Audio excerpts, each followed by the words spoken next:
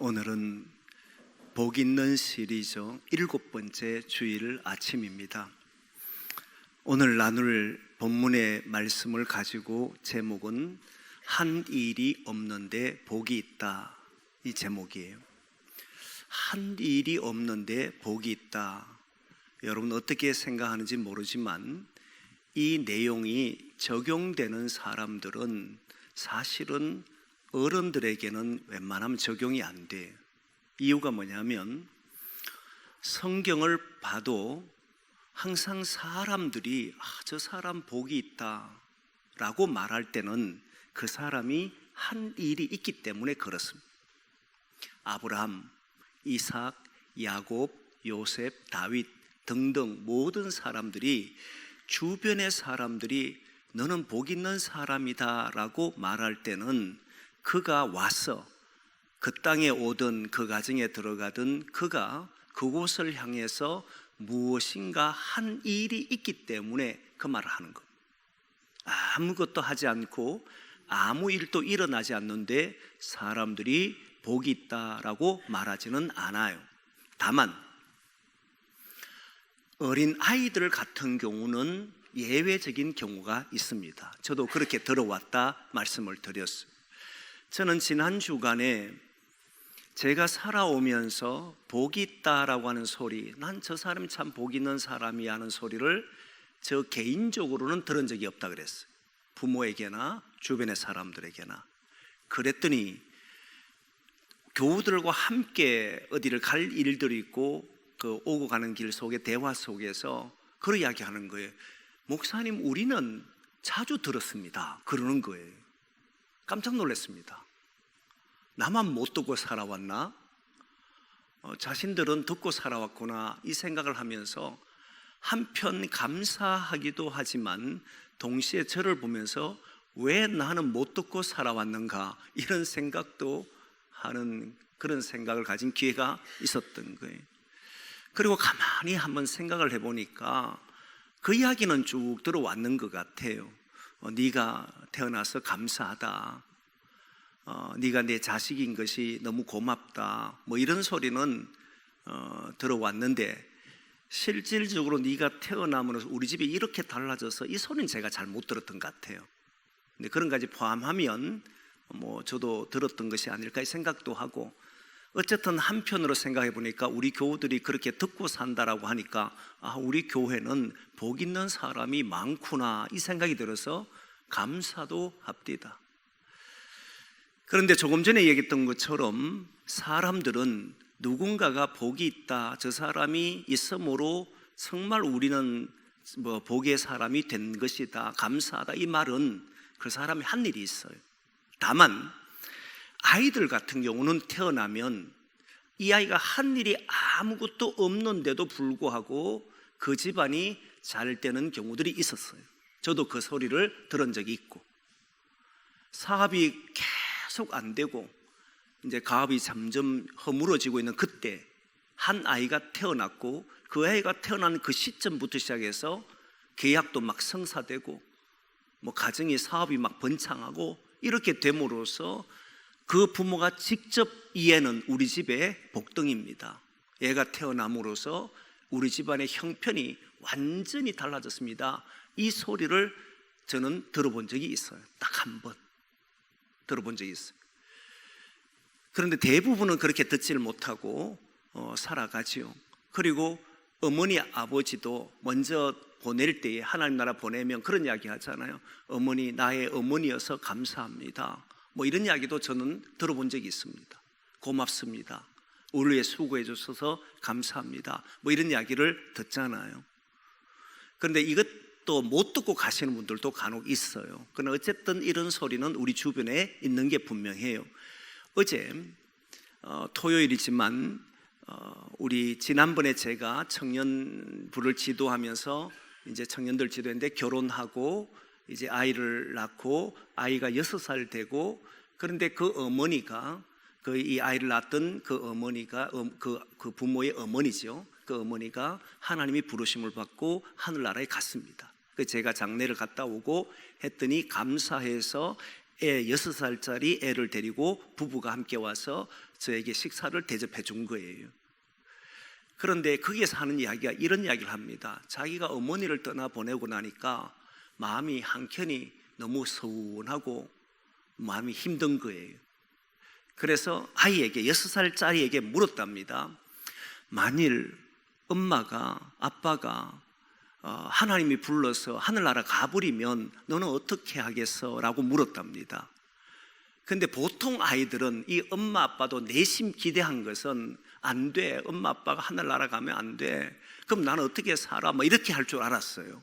그걸 기대했는데 6살짜리의 아이의 대답이 기가 막힌 거예요.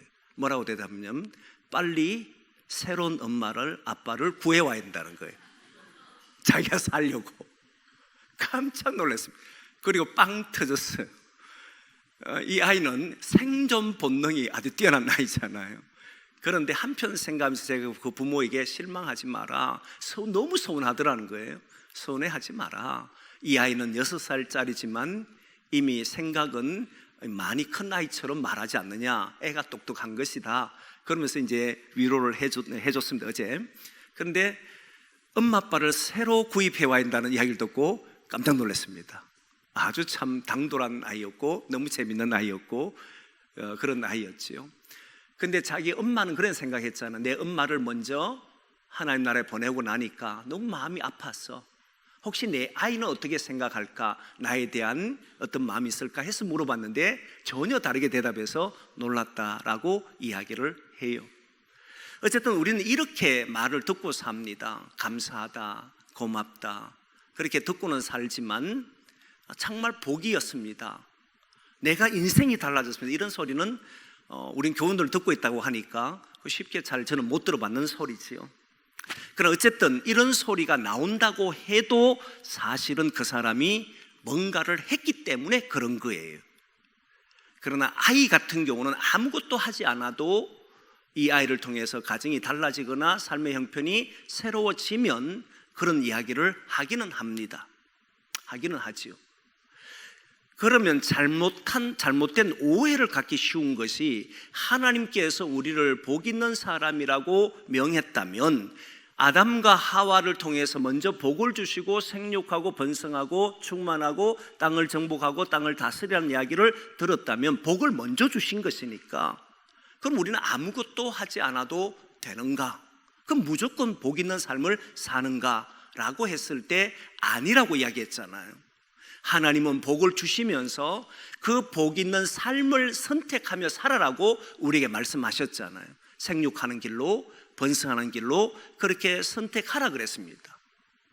그런데 성경을 보면서 이미 아담과 하와는 하나님이 창조할 때의 첫 사람들이니까, 타락하기 이전의 사람들이니까 복을 주시며라는 말이 되지만, 이제 아담과 하와 이후의 모든 사람은 이 땅에 죄인으로 태어나는데 과연 그 사람을 복 있다라고 말씀할 수 있을까? 하나님이 그에게 복을 주셨다고 말할 수 있을까? 이게 저의 고민이었고, 그 고민 속에서 시편 32절 말씀을, 이 편 말씀을 보니까 허물의 사함을 받고 죄가 가려진 자는 복이 있다라고 하는 말씀을 통해서 아하, 하나님은 그 죄와 허물을 가려주고 사해준 사람들이 복이 있구나 하는 것을 지난주에 들었단 말이에요. 근데 저는 궁금한 게 일어났습니다. 어떤 궁금하냐면, 정말 허물의 사함을 받고 죄가 가려진 자가 복이 있다라고 한 그 사람이 있는가? 그렇게 산 사람이 있는가? 이게 저의 관심 중에 하나였고 오늘 이 말씀을 나누려고 하는 거예요. 오늘 본문 6절에 보니까 다윗이 고백한 말입니다. 복 있는 사람에 대하여 다윗이 말한 바, 그리고 시편 32편의 내용을 그대로는 인용 안 했지만 약간의 달리했지만 32편 내용과 동일하게 이야기를 했습니다. 불법의 사함을 받고 그 죄가 가려진 자는 복이 있다. 주께서 그 죄를 덮어준 사람 또는 용서해준 사람들은 복이 있다. 이렇게 이야기를 하신단 말이에요. 그럼 그 사람이 있느냐? 그런 사람이 없는데 우리는 생각 속으로만 있다라고 생각하고, 주님께서 허물을 사해주고 그리고 죄를 가려준 사람 복이 있는 게, 그래 나는 복이 있는 사람이야 이렇게 생각하며 살 수는 있을지 몰라도 실제 성경 안에 그런 사람이 있는지를 봐야 하는 거잖아요. 그게 없다면 우리는 공허한 생각을 할 뿐이고 관념적인 신앙, 다시 말하면 생각으로만 그렇게 하는 신앙인이 돼버린단 말이에요. 그럼 성경에 분명히 그렇게 산 사람이 있어야 된다고 생각하고 말씀을 봤더니 오늘 본문에 아브라함이 있더라는 거예요. 아브라함에 대해서 말씀할 때 이 사람은 불법의 사함을 받았고 그 죄가 가려졌던 사람인데 그 사람이 복이 있다라고 이야기를 하는데, 다윗이 정언하기를 아브라함이다 라고 말한 거예요.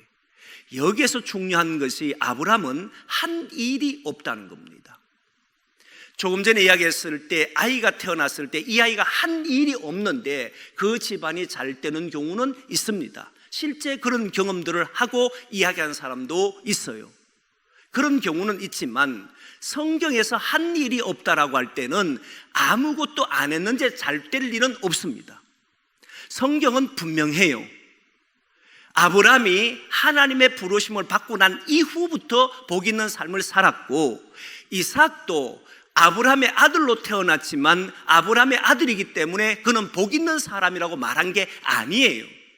그는 아브라함이 하나님의 약속을 받고 아브라함이 그 아들 이삭에게 하나님의 약속을 이야기하고 모리아산에 가서 그 아들을 번제로 드리고 이런 모든 과정을 통해서 그가 복 있는 사람인지를 깨닫게 된 거예요. 나도 허물의 사함을 받고 죄가 가려진 자구나 이렇게 안 거예요. 특히 에서와 야곱을 보면 에서가 원래 이삭의 첫째 아들로서 장자권을 누리게 돼 있는데 야곱은 형의 장자권을 빼앗았습니다. 복 있는 길을 선택한 게 아니에요. 잘못된 길을 선택했잖아요.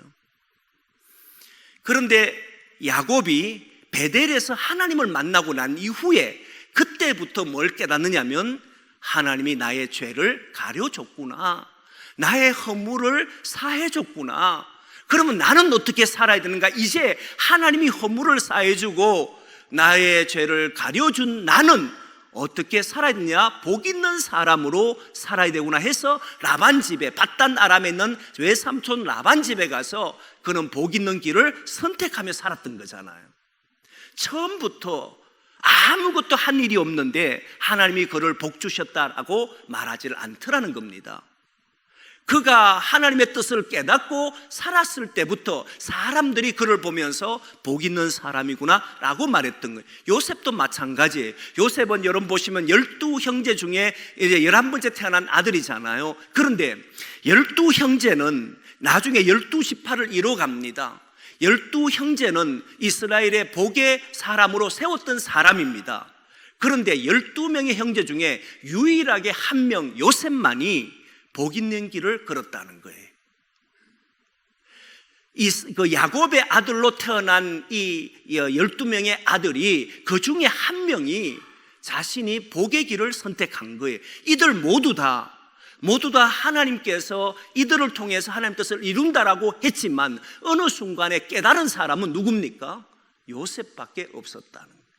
17살 때 꿈을 꾸고, 17살 이전인지 17살 때인지 모르지만 그 근저에 꿈을 꾸고 그는 만민의 생명을 구원하려고 하는 뜻을 깨닫고, 하나님에게 나는 이제 이런 사람으로 세움을 받는구나 라고 생각하고 그 길을 걸어갔던 사람이 요셉이에요. 여러분, 아브라함을 보면 명확합니다. 아브라함이 하나님의 부르심을 받았을 때에, 그런데 그가 한 일을 기록해 놓지를 않았어요. 성경에 그가 무슨 일을 했는지 나오지가 않아요. 어릴 때 어떻게 살았는지도 나오지 않아요. 그가 악한 길을 걸어갔는지 복의 길을 선택하면서 살았는지 그 내용이 없습니다. 75세 때 하란을 떠났지만 갈대아로 떠난 나이는 정확히는 몰라도 75세 그 이전이라고 생각해 보면 나이가 한참 지난 후에야 그때서 그는 많은 사람들을 보면서 이렇게 사는 것이 아니다라고 생각하고, 그럼 이전에 어떻게 살았냐면 한 죄인으로 이 땅에 태어난 한 인간으로 살았던 거예요. 아버지의 모습을 보고 우상을 만들어 파는 아버지, 다른 신을 섬기는 주변의 많은 사람들, 그저 먹고 살기 위해서 우상을 만들어가는 이런 일들을 보면서 자기 자신도 살기 위해서 몸부림치는 한 인간, 한 죄인의 모습에 불과했던 거예요. 노력하고 땀 흘리고 수고하고 애를 쓰고 이 모든 것이 이 땅에 태어난 죄인으로서 자기가 살고 싶어서 몸부림치는 사람이었지, 다른 사람의 복이 되고자 하는 삶을 사는 사람이 아니었다는 거예요. 그런데 하나님이 그를 통해서 복의 사람을 세우고 그를 그 집에서 나오게 하고 그 고향에서 나오게 하시면서 모든 사람에게 복이 될지라 라고 하는 말을 듣고, 그때부터 아브라함은 하나님이 나의 죄를 사하시고 나는 하나님의 사람이 되었구나, 하나님이 나를 여기에 두신 것이 아니라 나를 구원하셨구나, 그래서 나를 복 있다라고 말씀하시는구나, 그러면서 복 있는 사람으로 살기를 원하시는구나 라고 하는 것을 깨닫고 그때부터 복 있는 길을 걸어간 사람이었다는 거예요. 이 생각을 해보면 많은 문제들이 해결됩니다. 여러분, 살아오면서 내가 가지고 있는 삶을 보면서 하는 일마다 잘 되지 않고, 그리고 내가 계획했던 일들마다 뭔가 틀어져 버리고, 그리고 왜 나는 하는 일마다 잘 안 되지라고 하는 생각을 가지고 있는 사람들이, 그 사람들이 생각하기를 나는 복이 없구나라고 생각하잖아요. 그런데 성경을 보면 그가 어떻게 살아왔던지를 중요하게 보는 것이 아니라 오늘부터 나는 예수 그리스도에 의해서 사함을 입고 나는 허물의 용서를 받고 죄가 가려진 사람으로 오늘부터 하나님은 나를 부르셨다는 걸 아는 순간부터 그가 가지고 있는 삶이 어떠했던지, 그가 살아왔던 삶이 어떠한지, 그가 지금 누리고 있는 것이 무엇인지 그것과는 전혀 상관없이 오늘부터 복 있는 사람으로 살아간다, 이 말이잖아요. 여러분, 아브라함을 보면 그가 이전의 삶이 풍족했는지 가난했는지 성경은 말하지를 않습니다. 다만 75세 때 나올 때 재산을 가지고 나왔습니다. 거부가 됐다는 말은 애굽에서 올라올 때의 거부란 말이 나와요. 근데 그 이전에는 가난하지는 않았어도 식솔들과 함께 살아갈 수 있을 정도는 됐던 것으로 보입니다. 그런데 흉년을 만나버리자, 가나안 땅에서 흉년을 만나버리자 이 아브라함은 자기 식솔들, 종들을 어떻게 먹일 수 있는가 했을 때 먹을 수 있는 길이 없었기 때문에 그는 애굽을 찾아 내려가서 거기에서 애굽에서 아내를 빼앗긴 일도 경험하고 하나님이 지켜주시는 것도 경험하면서 올라올 때 거부가 된 거거든요. 이때 아브라함을 보십시오. 많은 것을 가졌기 때문에 이 사람이 복의 근원이 된 게 아니에요. 그가 많은 것을 누리고 있었기 때문에 복이 된 사람이 아니에요. 우리는 복 있는 사람은 많은 것을 가져야 하고 많은 것이 있어야 되고 많은 것을 배워야 되고 누구보다도 앞서 있어야 된다고 생각하지만 성경은 그걸 말하지 않는 거예요. 그가 가지고 있는 것이 어떠하든지 현재까지 어떻게 살아왔든지 중요한 것이 아니라 성경은 허물의 사함을 받고 오늘은 불법을 사함을 받고 그 죄가 가려진 자는 복이 있도다. 아브라함이 한 일이 아무것도 없는데 하나님은 그를 부르셔서 허물을 사해주고 그 죄를 가려주심으로 이 사람은 이제부터 복된 길을 걸어갈 수 있는 사람으로 세웠다는 거예요. 그러면 아브라함은 순간순간마다 그는 어떤 선택을 해야 되냐면 복 있는 길을 선택하며 살아야 됩니다. 아브라함이 왜 애굽으로 내려갔겠습니까? 애굽으로 내려갈 때는 흉년이 있을 때에 하나님은 이 땅을 너에게 너와 자손에게 주겠다고 약속했으면 많은 사람들은 그 자리에 머물러야 된다고 생각하지만 아브라함은 판단해야 되잖아요. 이들이 나 때문에 고난을 겪어서는 안 된다. 이들이 나 때문에 먹을 것 없어서 그 배고파서는 안 된다. 그런데 애굽에서는 들려오는 소식이 그곳에는 풍요하다, 먹을 것이 있다. 그럼 여러분, 복 있는 사람이 무슨 선택을 해야 됩니까? 여기서 나와 함께 쫄쫄 굶자, 여기에서 죽더라도 주를 위해서 여기 살자, 이렇게 말을 해야 됩니까? 아니잖아요. 복 있는 사람으로 그는 선택을 했고 복 있는 사람으로 주변의 사람들에게 복의 근원으로 살기 위해서 애굽으로 내려갔잖아요. 거기에서는 어려움을 만났습니다. 아내를 뺏길 뻔한 적도 있습니다. 그러나 하나님은 그를 지켜주잖아요. 왜? 그는 복 있는 사람으로 주의 뜻을 이루기 위해서 살아가는 사람이었잖아요.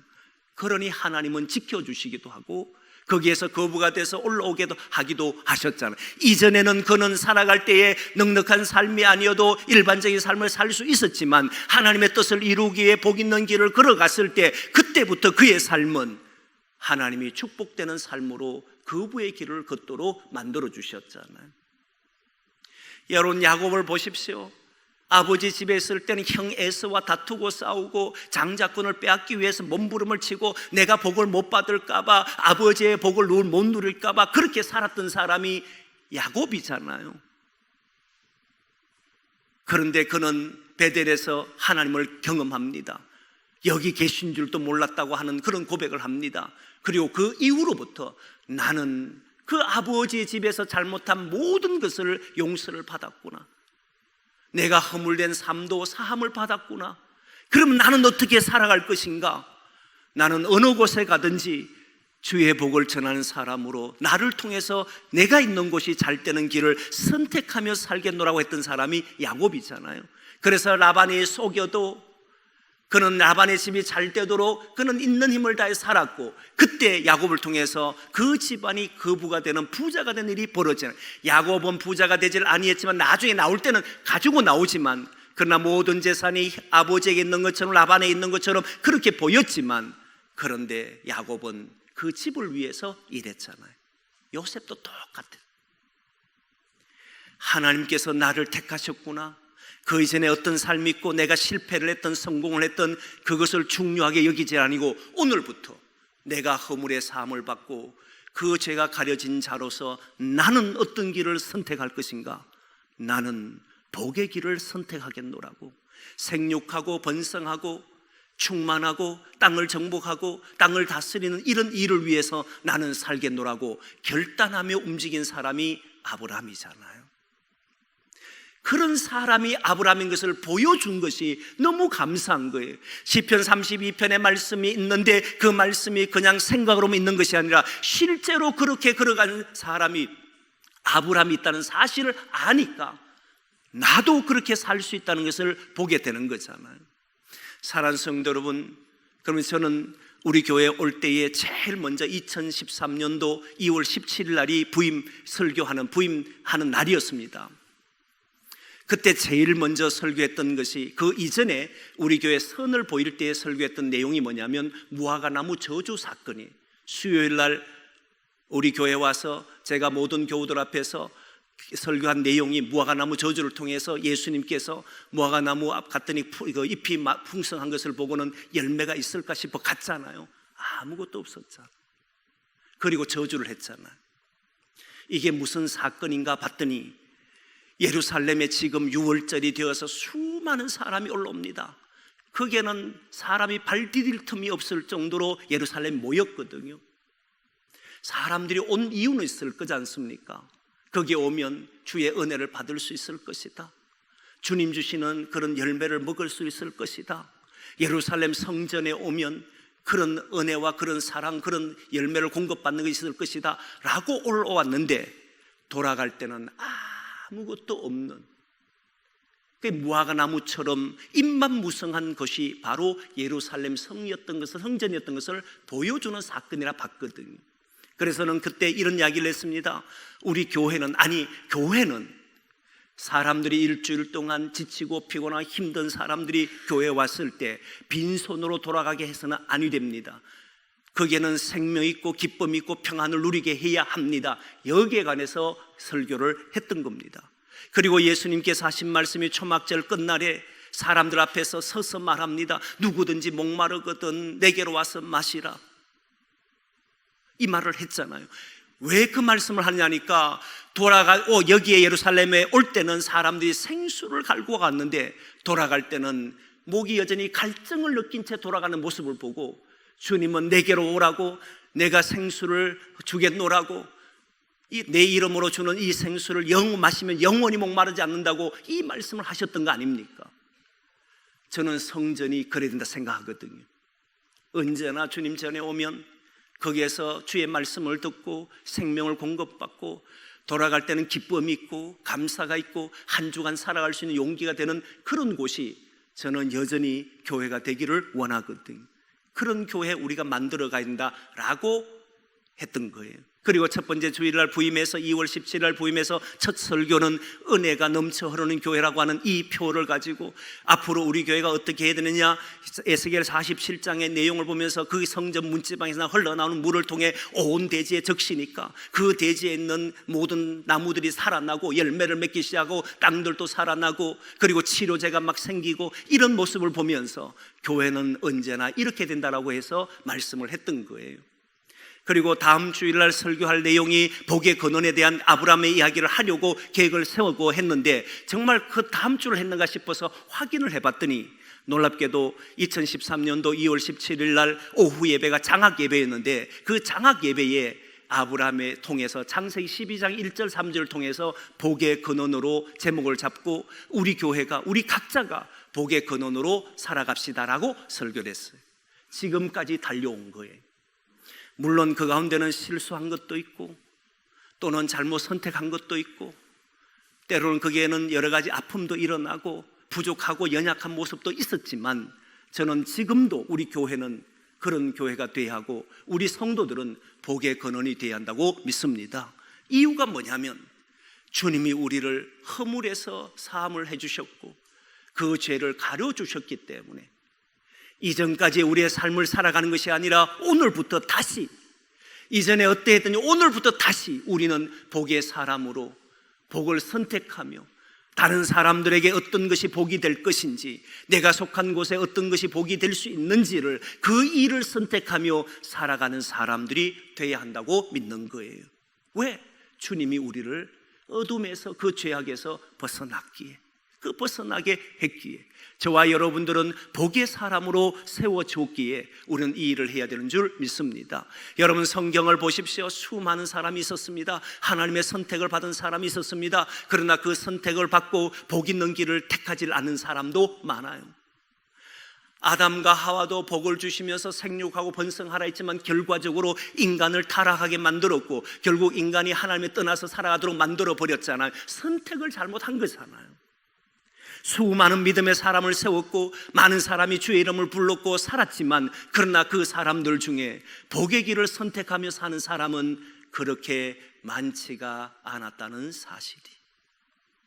사랑하는 성도 여러분, 저와 여러분은 주께서 허물을 사해 주시고 그 죄를 가려 주신 자라고 하는 사실을 믿습니다. 그러기에 오늘부터 돌아가셔서 여러분들의 가정에 돌아가시면 가정에서 복 있는 사람이 되기를 원합니다. 복의 길을 선택하기를 원합니다. 남편에게, 아내에게, 자식들에게, 부모에게, 형제에게 정말 내가 하는 말들과 행동들이 복이 되기를, 직장 속에서도 우리가 살아가는 속에서도 우리가 만나는 사람에게도 우리의 선택은 복을 선택하는 사람이 돼야 한다는 거예요. 생육하고 번성하고 충만한 길을 우리는 선택하며 살 수 있는 사람이 됐다는 거예요. 아브라함이 한 일이 없는데도 불구하고 하나님께서 그에게 의를 주신 것처럼 이제 우리는 우리의 어떤 행위 때문에 주님이 구원하신 것이 아니라 지극히 큰 은총으로 말미암아 우리가 구원받은 사람이 되었다면 앞으로 어떻게 살아갈 것인가 라고 하는 것은 우리가 오늘 결정하고 결단하고 또 나가야 되는, 우리의 삶에 돌아가면 나는 이렇게 살아보겠노라 라고 결정하고 결단해서 우리의 삶에 나가 그렇게 살아보기를 소망합니다. 아브라함을 선택한 것은 은혜입니다. 저와 여러분을 선택한 것도 은혜입니다. 우리가 무엇이라고, 우리가 어떤 사람이라고, 무엇을 했기에 주님이 우리를 택했겠습니까? 우리는 그저 살아가기에 바빴고 있는 힘을 다해서 자기 삶을 노력하고 수고했는데 때로는 실패도 하고 때로는 잘되기도 하고 이런 것을 해오면서 살아온 사람이잖아요. 그런데 주님은 그런 우리를 선택하셨다는 거예요. 그 자리에 우리를 택하셨고 이제 우리를 보고 복된 길로 걸어가라고 말씀하시니까 우리 모두가 있는 그곳에 복 있는 길을 선택하며 살아가기를 소망합니다. 그래서 저와 여러분들이 살아가는 삶의 자리가 시간이 지날수록 주변의 모든 사람들이 네가 있으므로 내가 복을 받았노라 이 소리가 들려지기를 소망합니다. 기도하겠습니다.